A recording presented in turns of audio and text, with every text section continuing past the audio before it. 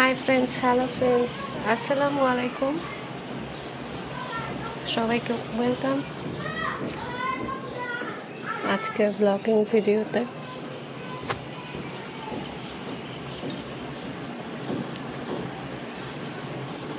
তো বিয়ের প্রোগ্রামে এসেছি,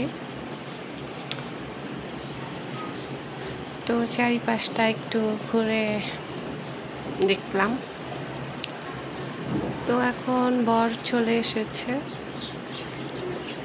তো বরকে সবাই গেট ধরেছে,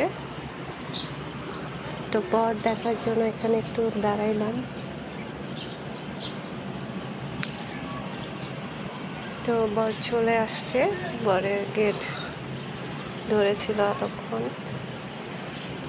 ভিডিওটি কাছে দূরে কে কোন জায়গা থেকে দেখছেন বন্ধুরা অবশ্যই কমেন্টস করে জানিয়ে দিন।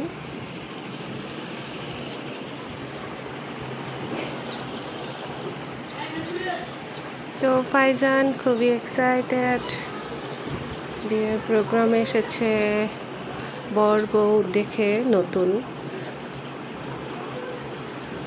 ও খুব এনজয় করতেছে। আগে বুঝতো না বিয়ে বলতে কি বা বর বউ কেন সাজে, তো এখন একটু বড় হয়েছে, এখনও একটু বুঝে আর কি।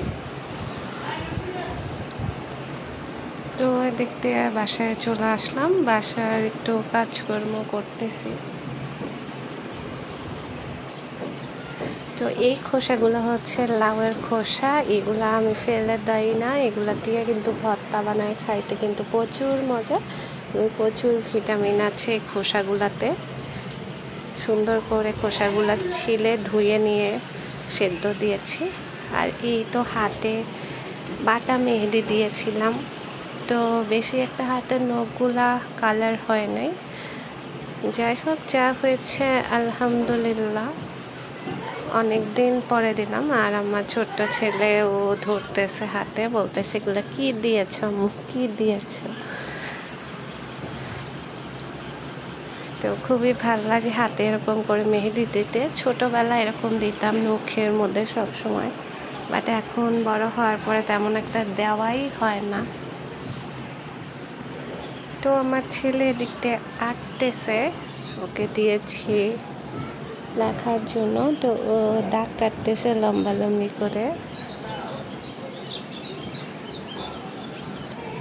মাশাআল্লাহ, দেখতে ভালো লাগতেছে। ও যে আঁচড়গুলো দিচ্ছে, ওর হাতে খড়ি হচ্ছে।